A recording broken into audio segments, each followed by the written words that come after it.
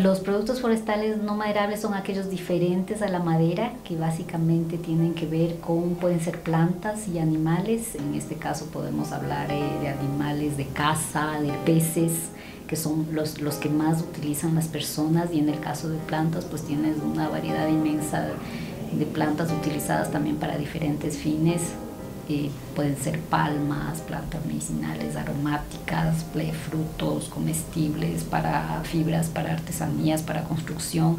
O sea, tienes una variedad y una gama muy grande, y los usos también, los usos son infinitos. Una misma especie te puede dar varios usos, y de eso se trata, ¿no? De encontrar esa alternativa a un uso maderable que puede estar generando una presión muy grande sobre las especies y los recursos naturales, pero que al mismo tiempo esa misma especie maderable te pueda brindar otro tipo de usos que, si bien también pueden generar más presión para ese individuo en la naturaleza, pueden generar al mismo tiempo, si son bien manejados, alternativas diferentes para poblaciones locales, que les permitan generar mayores ingresos, que eviten la migración, que les permitan cambios y mejoras en los modos de vida, que permitan al mismo tiempo manejar un bosque de manera integrada y generar mayor rendimiento de ese ambiente, de ese bosque natural. Entonces tiene muchas ventajas, muchos beneficios. También hay riesgos que hay que conocer y que hay que atender, pero yo te diría que son más las oportunidades que existen.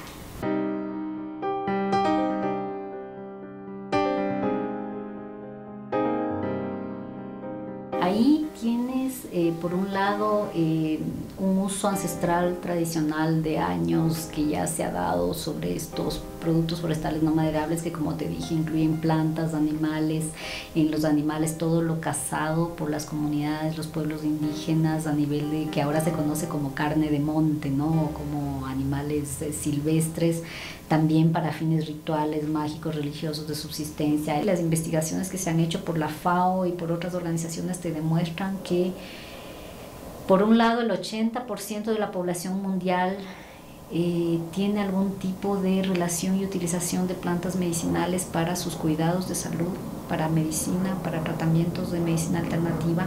Y por otro lado tienes esas tradiciones milenarias de uso de plantas medicinales también y aromáticas para sus propios de cuidado de salud, medicinas igual.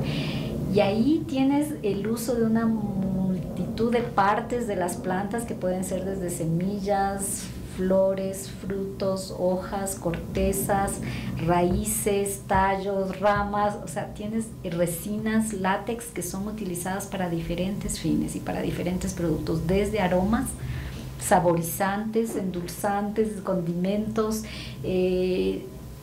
Entonces, el comercio, por así decirlo, el uso ya comercial de lo que son las partes de plantas medicinales y productos derivados, actualmente yo te diría que genera por lo menos unos 40 billones de dólares anuales.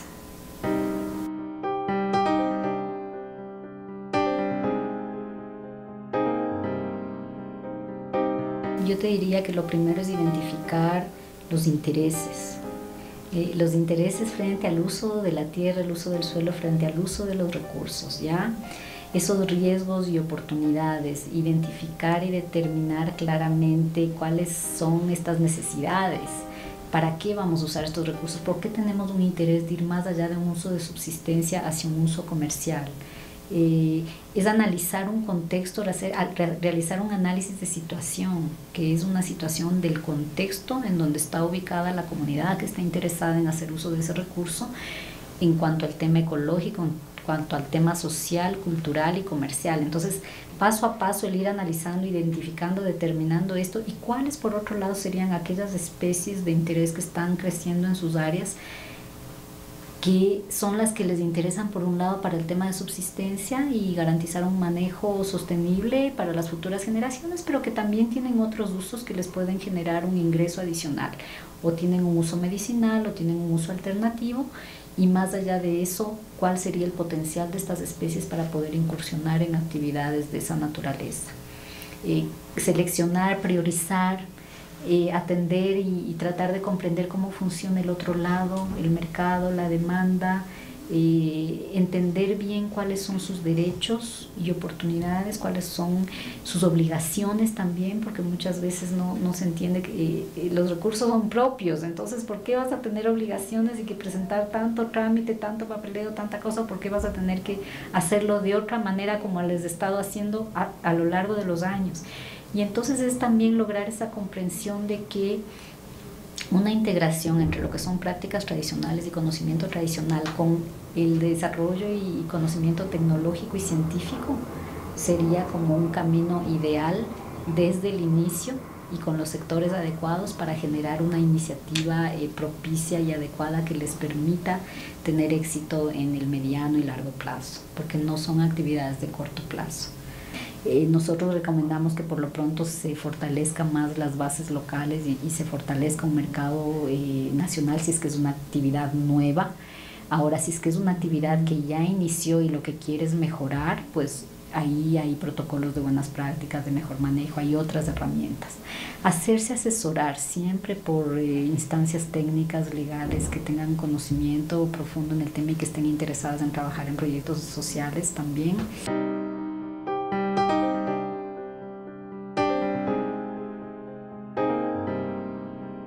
Hay algunos casos a nivel global y que yo te diría que algunos de ellos incluso los tenemos en el Ecuador, que tiene que ver con productos generados de recursos como las palmas, por ejemplo. Las palmas tienen varios usos, que va desde usos para alimentación, para salud, para construcción, para artesanía. Entonces, en el sentido de Ecuador, yo te diría, todos conocemos la industria grande que hay de la tagua, ¿no? De la tagua a través de la producción de botones que generaron exportaciones hacia los mercados asiáticos, y que también tenemos en todos los mercados artesanales las figuritas de tagua, que son más como artesanías, y que inclusive yo te podría decir que la tecnología que era utilizada aquí en el Ecuador se derivó a Brasil, y lo que producen ahora en Brasil parte de tecnología ecuatoriana, de Manabí, ¿no? Entonces son mercados que han apoyado varias familias y varias comunidades locales, sobre todo en la provincia de Manabí, y que han generado ingresos al país y que son parte ahora de la industria no solamente artesanal sino hotelera. Entonces es uno de los ejemplos. Tienes el tema del palmito, también de la palma, que es para fines alimenticios, pero el palmito tiene una industria también bastante grande a nivel de algunos países de la región, sobre todo a nivel amazónico. El palmito se vende mucho en los restaurantes como ensaladas, ¿no? Como ensaladas. Ya no solo hablamos del palmito enlatado, sino ya el palmito natural, que lo puedes sacar directamente del bosque, de la mata, al restaurante. Es muy apetecido y cada vez está generando, digamos, más consumo a nivel de los mercados de Amazonía, te diría yo, sobre todo en Perú y en Brasil. Aquí en el Ecuador ya lo puedes ver en el Supermaxi. Antes no lo teníamos así.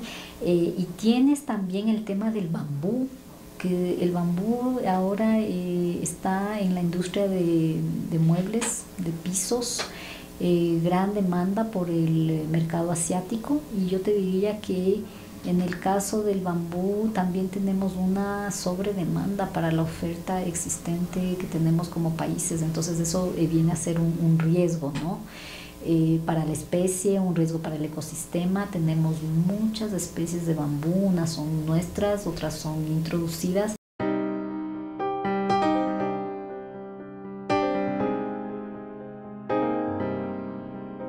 En el tema de plantas medicinales a nivel nacional, todavía yo te diría que estamos hablando de un mercado incipiente. Es un mercado informal, considerado como informal. Son pocas las especies que han sido priorizadas, a las cuales se le está dando una atención inmediata en términos de investigación, de priorización. Las especies medicinales es el trabajo un poco más arduo. ¿Por qué? Porque si las vas a utilizar con un fin medicinal, necesitas pasar por todas esas pruebas científicas que te demuestran que es un producto que los efectos colaterales que puede tener, la toxicidad que puede tener, las aplicaciones, cuáles son los principios activos. Entonces eso te puede llevar años, no solamente como país, sino como iniciativa de investigación. Entonces por eso, y los marcos legales no están tan completos a ese nivel, entonces por eso se hacen categorías de cómo puedes utilizar esas plantas medicinales, no necesariamente que sean utilizadas con fines medicinales, pero de pronto sí con fines terapéuticos externos, y les dan distintas categorías según su grado de procesamiento.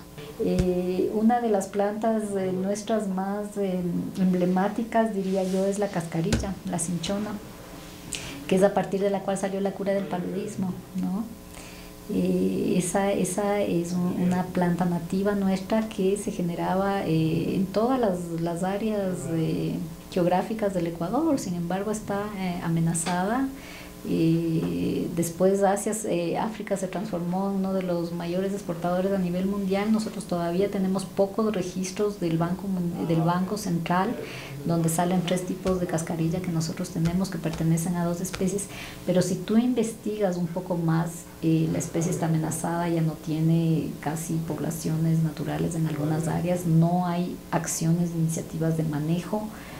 Y es una de estas plantas que te da un ejemplo de que la medicina sintética que se generó a partir de ella jamás va a tener el mismo efecto eficiente como tiene la planta utilizada a nivel natural. Por eso la sobreexplotación, por eso sigue la explotación, la demanda, el consumo, porque muchas de las plantas que son consideradas como medicinales tienen sus propiedades, son más potentes y se mantienen en su forma silvestre que si fueran cultivadas o que si fueran ya fabricados productos sintéticos, ¿no? Entonces tenemos varios ejemplos de esos, pero que te dan una noción de que el tema es clave a ser considerado tanto para registro, para formalización, para promoción y para conocimiento de todo el país de lo que puede ser como potencial a nivel nacional.